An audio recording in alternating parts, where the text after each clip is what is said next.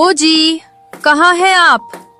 जरा बाहर तो देखिए, सभी लोग गंगा स्नान के लिए जा रहे हैं। क्या है भाग्यवान, सुबह सुबह क्यों चिल्ला रही हो? लक्ष्मी भाग जाएंगी। जरा बाहर तो देखिए, सभी लोग गंगा स्नान के लिए जा रहे हैं। 11,000, 12,000, ये पूरे हो गए। 50,000। अजी, क्या आप बस पैसे ही गिनते रहेंगे? मैं कब से आपसे कुछ कह रही हूँ। हाँ हाँ भाग्यवान, सुन रहा हूँ, बताओ क्या कहना है।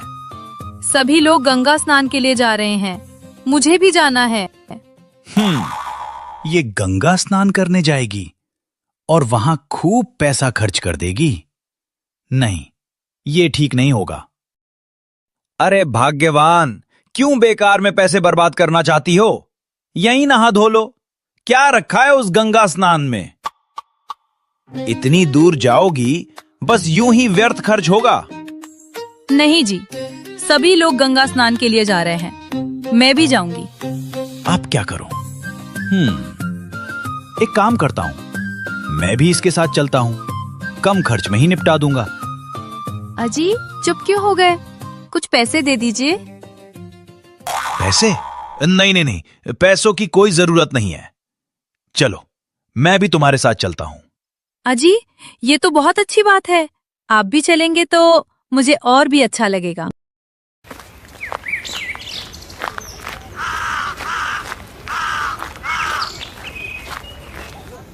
सुनो सब लोग, ध्यान से सुन लो। सोनू पाठक, घर का पूरा ध्यान रखना।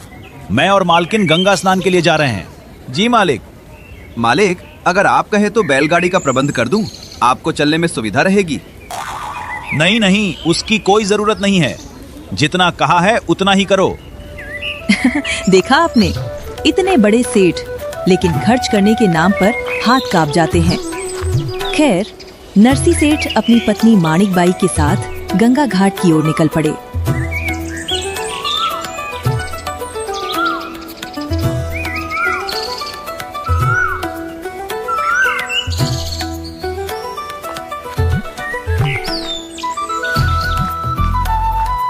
लेकिन जो कुछ नीचे हो रहा था, उसे ऊपर से कोई ध्यान से देख रहा था।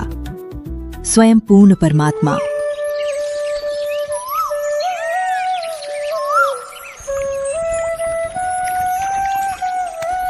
नरसी की कंजूसी और उसकी सोच को परखने के लिए और अपने लोक से चलकर पृथ्वी लोक पर आ पहुंचे और एक ब्राह्मण साधु का रूप धारण कर लिया।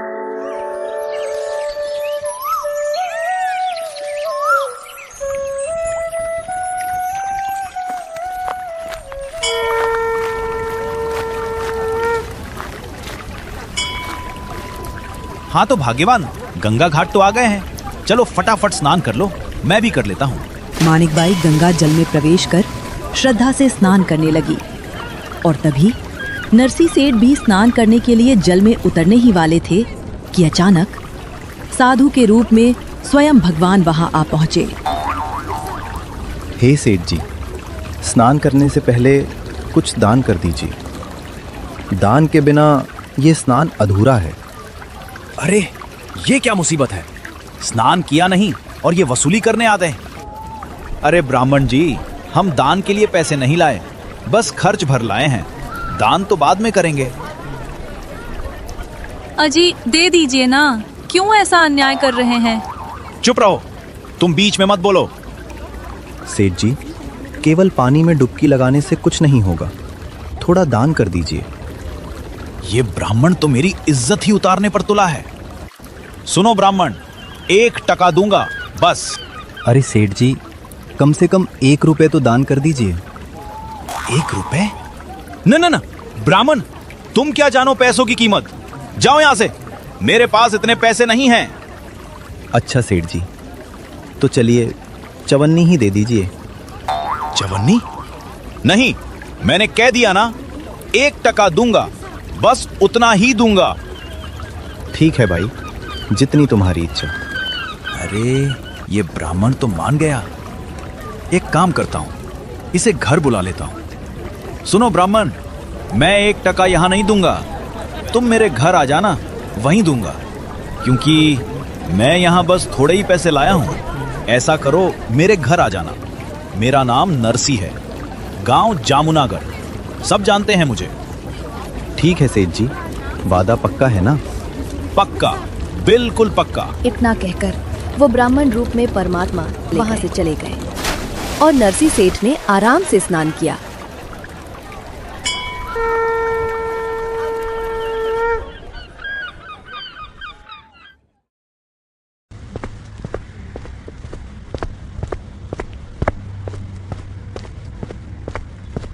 नरसी अभी अपनी गठरी उतार ही रहा होता है, तभी ब्राह्मण स्वरूप स्वयं परमात्मा नरसी के घर पहुंच जाते हैं और दरवाजा खटखटाते हैं। अंदर से एक नौकर बाहर आता है। हाँ ब्राह्मण जी, बताइए क्या काम है? भाई, तुम्हारे सेठ जी गंगा घाट पर मेरा एक दान स्वीकार करके आए थे, मैं वही लेने आया हूँ। ठीक है ब्राह्मण जी, आप यहीं ठहरिए, मैं अभी सेठ जी को बताकर आता हूँ। मालिक, बाहर एक ब्राह्मण आया है, कहता है कि आपने गंगा घाट पर उसे दान देने का वचन दिया था, वही अपना दान लेने आया है। नरसी सेठ समझ गया कि वही ब्राह्मण घर तक पहुंच गया। अरे ये यहाँ तक आ गया। कमबख्त, 1 टका मांगने आया है। आज 1 टका दूंगा तो कल 2 टके मांगेगा, फिर तो ये रोज रोज आकर मेरे पीछे पड़ जाएगा। सुनो, जाकर उस ब्राह्मण से कह दो सेठ जी बहुत थके हुए हैं, उसे बोलो 2 दिन बाद आए। नौकर तुरंत बाहर गया। महाराज जी, सेठ जी अभी बहुत थके हुए हैं, आप 2 दिन बाद आइए। ठीक है भाई, परसों आकर अपना दान ले जाऊंगा, तब तक यहीं विश्राम कर लेता हूँ। जैसा को तैसा। अगर नरसी सेठ ने ठान लिया था कि वो 1 टका भी नहीं देगा, तो भला ये बात परमात्मा से कैसे छुप सकती थी? भगवान ने भी उसकी चाल समझ ली और उसी के बगीचे में जाकर चुपचाप लेट गए।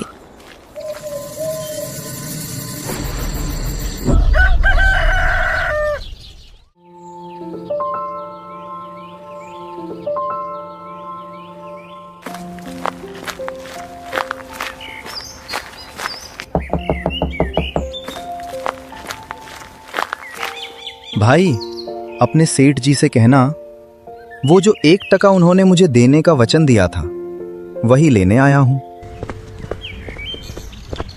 सेठ जी, वो ब्राह्मण द्वार पर खड़ा है, अपनी दक्षिणा मांग रहा है। अरे ये तो बड़ा ढीठ आदमी है, अभी तक गया नहीं। आज 1 टके पे अड़ा है, कल को 100 रुपए की जिद पकड़ लेगा।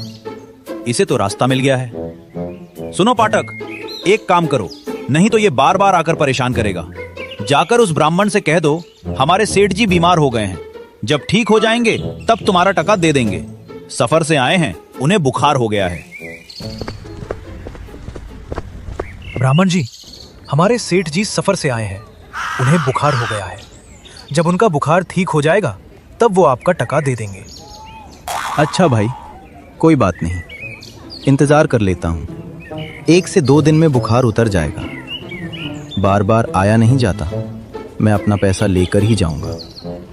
और इसी तरह 1 दिन, 2 दिन, 3 दिन बीत गए।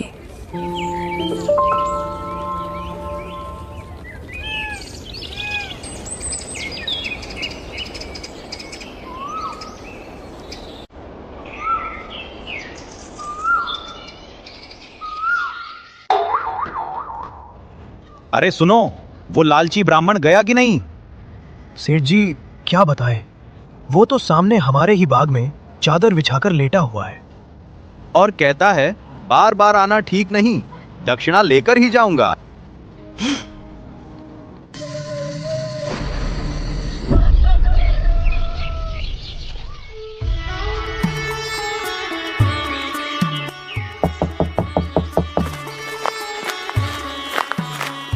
भाई, जाकर सेठ जी से कहो मेरा दान दक्षिणा दे दे, मुझे और भी काम है। मालिक, वही ब्राह्मण फिर आ गया है, अपना दान मांग रहा है। हे ऊपर वाले, ये कैसी मुसीबत है? नरसी के दिमाग में अब एक नई चाल आई। सुनो पाठक, जाके उस ब्राह्मण से कह दो कि सेठ मर गया। महाराज जी, हमारे सेठ जी का देहांत हो गया। हम बहुत दुखी हैं। आप चले जाइए। अरे भाई, ऐसे कैसे चला जाऊं? मेरा जजमान मर गया है। अब तो उसका अंतिम संस्कार करवा कर ही जाऊंगा। मालिक, वो कह रहा है कि अंतिम संस्कार करवा कर ही जाएगा। अरे ये तो हाथ धोकर पीछे पड़ गया है। सुनो, ऐसा करो, लकड़ियां तैयार करना शुरू कर दो। उसे लगे कि सच में मर गया हूं। अरे वाह नरसी सेठ, कहाँ तक जाओगे कंजूसी में? और ये नौकर भी बिना सोचे समझे सच में लकड़ियां तैयार करने लगे। उन्हें ये भी नहीं समझ आया कि अगर गांव का सेठ मर जाए तो पूरा नगर इकट्ठा हो जाता है।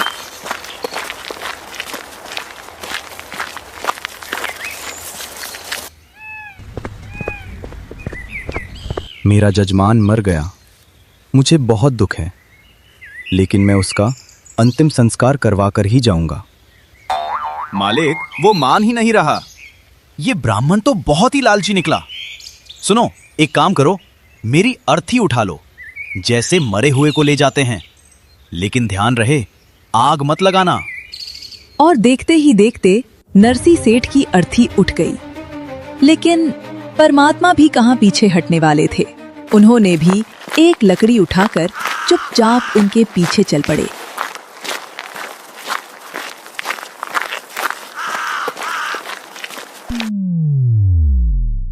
अरे, ये ब्राह्मण तो फिर आ गया और साथ में लकड़ियां भी ले आया है। लगता है आज तो सेठ जी सच में गए। सुन सेठ जी, तू जीता, मैं हारा। अरे कमबगत, आत्महत्या तो मत कर 1 टके के पीछे। ठीक है, मैं तेरा 1 टका माफ करता हूँ। मैं जा रहा हूँ। और जैसे ही नरसी ने सुना कि ब्राह्मण ने 1 टका माफ कर दिया है, आंखें खोलकर तुरंत बैठ गया। सच में? सच में जा रहे हो? अरे सेठ, तू 1 टके के पीछे अपनी जान देने पर उतारू हो गया है। जा, मैंने तेरा वो 1 टका माफ किया। मैं तुझसे कोई दान नहीं लूंगा। सच में? पक्की बात है? हाँ सेठ, पक्की बात है। सुनो, फटाफट ये सारी लकड़ियां उठा लो, एक तिनका भी यहां मत छोड़ना, वरना तनख्वाह काट लूंगा। और जो नरसी अभी तक मरा हुआ था, वो 1 टका माफ होते ही तुरंत जिंदा हो गया।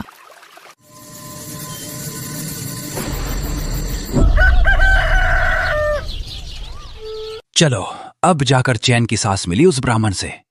आज तो दूर तक घूमने जाऊंगा। 10 दिन से घर में पड़ा पड़ा दिमाग खराब हो गया है मेरा। इतना कहकर नरसी सेठ घूमने के लिए निकल जाता है।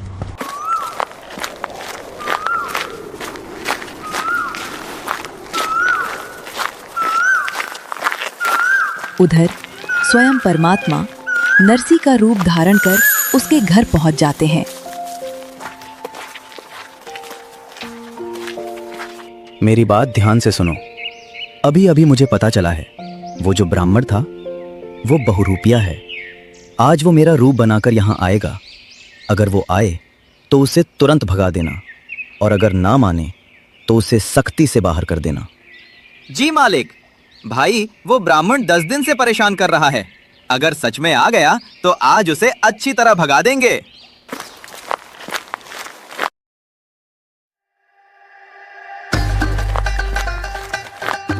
अरे ये देख, वो तो सच में आ गया। ओए बहुरूपिये, रुक जा, आज तेरा खेल खत्म। अरे मूर्खो, मैं तुम्हारा सेठ हूं, मेरे साथ ऐसी बातें करोगे? हमें सब पता है, हमारा सेठ तो अंदर बैठा है। देखा, सेठ जी सही कह रहे थे। आज वो मेरा रूप बनाकर आ जाएगा। बेचारा नरसी कुछ समझ ही नहीं पा रहा था। नरसी आगे बढ़ता है। अरे तू आगे कैसे बढ़ रहा है? चला जा यहाँ से, वरना अच्छा नहीं होगा। आज आदेश मिला है, बहुत परेशान कर लिया तूने हमारे सेठ को। अरे मूर्खो, तुम मुझसे जुबान लड़ाते हो। मैं तुम्हारी तनख्वाह काट लूंगा। सुना, तनख्वाह काटेगा? बस तनख्वाह का नाम सुनते ही नौकरों का गुस्सा और भी बढ़ गया। और क्या, उन्होंने नरसी की धुलाई करना शुरू कर दी। अरे बाप रे!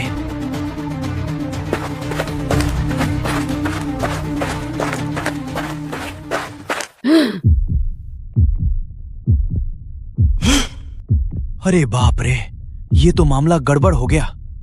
लगता है वो बहुरूपिया ब्राह्मण मुझसे पहले घर पहुंच गया। अब तो वो मेरी सारी संपत्ति हड़प लेगा।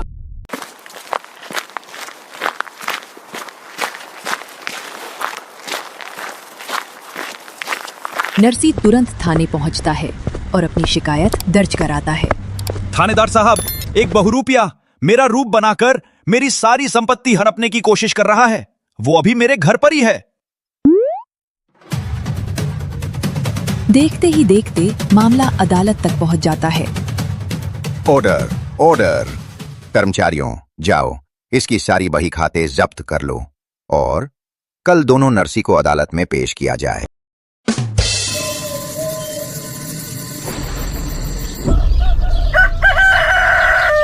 अगले दिन थानेदार और उसके कर्मचारी नरसी के घर जाकर उसके सारे कागज और बही खाते जब्त कर लेते हैं और नरसी रूपी परमात्मा और असली नरसी दोनों को लेकर अदालत पहुंचते हैं। ये तो बड़ा विचित्र मामला है। एक ही शक्ल के दो आदमी। वकील साहब, मैं ही असली नरसी हूं। ये नकली है, बहुरूपिया है। नहीं वकील जी, मैं ही असली नरसी हूं। ये झूठ बोल रहा है। Order, order. शांत हो जाइए सब। अब कौन असली है कौन नकली, ये बही खाता बताएगा। हाँ हाँ वकील साहब, पूछिए। आज इस बहुरूपिये को जेल भिजवा कर ही मानूंगा। तो बाएं तरफ वाले नरसी, बताओ इस बही में क्या लिखा है? क्या लिखा है? क्या लिखा है? याद क्यों नहीं आ रहा? जी वकील साहब, मैंने अपनी लड़की का विवाह किया था। उसमें 50,000 रुपए खर्च हुए। 100 हाथी आए थे, 400 घोड़े आए थे और एक मकान बनवाया था जिसमें लोहे का दरवाजा था। 30 खिड़कियां लगी थीं। बस बाकी मुझे याद नहीं। ठीक है, अब दाएं तरफ वाले नरसी, तुम बताओ इस बही में क्या लिखा है। वकील जी, आप कोई भी पृष्ठ खोल लीजिए, मैं सब बता दूंगा। ठीक है। पृष्ठ संख्या 44 खोलते हैं। पृष्ठ 44 पर लिखा था, सेठ नरसी द्वारा 1 टका दान देने का वचन, जो गंगा घाट पर एक ब्राह्मण को दिया गया। लेकिन लोभ और कंजूसी के कारण उस वचन को बार बार टालने का प्रयास किया गया। वकील जी, इस पृष्ठ में लिखा है कि नरसी ने गंगा घाट पर एक ब्राह्मण को 1 टका देने का वचन दिया, लेकिन उसने अपने लोभ में आकर बार बार झूठ बोले, बीमारी का बहाना बनाया, यहां तक कि खुद को मृत घोषित कर दिया। अरे अरे, ये सब मैंने नहीं लिखा। नहीं वकील जी, ये बिल्कुल झूठ है। देखा, ये बहुरूपिया है, झूठ बोल रहा है। Order, order. शांत रहो। क्या लिखा है और क्या नहीं, मुझे सब दिखाई दे रहा है। वकील ने फिर बही का एक और पृष्ठ खोला। पृष्ठ संख्या 71। बताओ इसमें क्या लिखा है। वकील जी, पृष्ठ 71 पर लिखा है कि मैंने हुंडी बनाकर बहुत धन इकट्ठा किया। मैं अपने नगर का सबसे बड़ा सेठ हूं। मेरी हुंडी दूर दूर तक चलती है और मुझे अपने धन पर बड़ा अभिमान है। लेकिन मैंने कभी सच्चे मन से दान नहीं किया और लोभ में आकर अपने ही वचनों से मुकर गया। पूरा दरबार स्तब्ध रह गया। असली नरसी का सिर झुक गया। इस तरह परमात्मा ने नरसी की सारी हेकड़ी निकाल दी। बही के हर पन्ने के साथ उसकी सच्चाई सबके सामने रख दी, कुछ सच्ची बातें और कुछ उसकी आंखें खोलने के लिए। Order, order. अदालत ये फैसला सुनाती है कि दाएं तरफ खड़ा व्यक्ति यानी ये नरसी असली है। अब कोर्ट ने असली आलसी को नकली और नकली नरसी को असली साबित कर दिया। अरे मूर्ख, बेवकूफ, चल भाग यहाँ से। बहुत तंग कर लिया है सेठ को। अब सेठ नरसी बैठ गया जंगल में जाके और न्यू कहे, भगवान ये मेरा कौन से जन्म का दुश्मन था, इसने सारी संपत्ति हड़प कर ली मेरी। हे भगवान, ये कौन से जन्म का दुश्मन था जिसने मेरी सारी संपत्ति हड़प ली। अब क्या करूं मैं? उसने मुझे मेरे ही घर से निकाल दिया। नरसी इधर बोल ही रहा था कि तभी वही ब्राह्मण रूप में परमात्मा उसके सामने प्रकट हो जाते हैं तू यहां भी आ गया बहुरूपिये। अब तू क्या चाहता है? अब बता बेटा, ये संपत्ति मेरी है या तेरी? बेईमान कहीं के, ये संपत्ति थी मेरी, पर अब मेरे पास नहीं रही। अरे नादान, ये पहले भी तेरी नहीं थी। ये तुझे भ्रम लग रहा है। ये पहले भी मेरी ही थी और आज भी मेरी है। तू तो खाली हाथ आया था, सूखा बंजारा था, तेरे को दान नहीं दिया गया।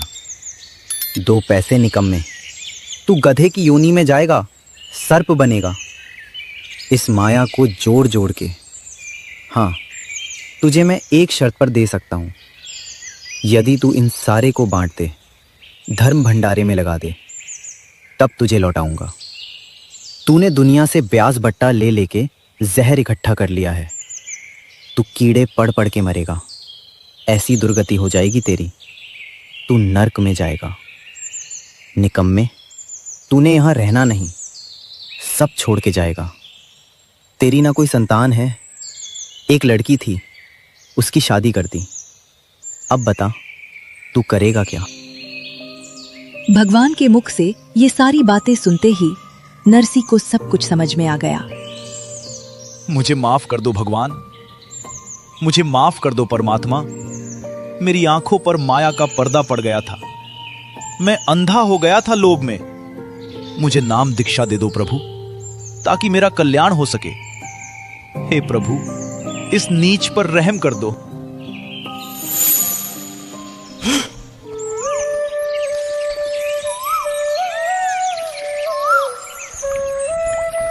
अब परमात्मा उसके गुरु बने और उसको नाम दिया उस परम पिता ने, और कहा बेटा भंडारा कर दे इसका, नहीं तो संपत्ति तेरा जान की दुश्मन हो जाएगी, तेरे मरिया जाएगा ना जिया जाएगा। उसी दिन से भंडारे फैला दिए और सब कति पाई पाई खर्च करके झोपड़ी गाल कर बैठ गया बाहर जंगल में ईश्वर आसरा लेकर।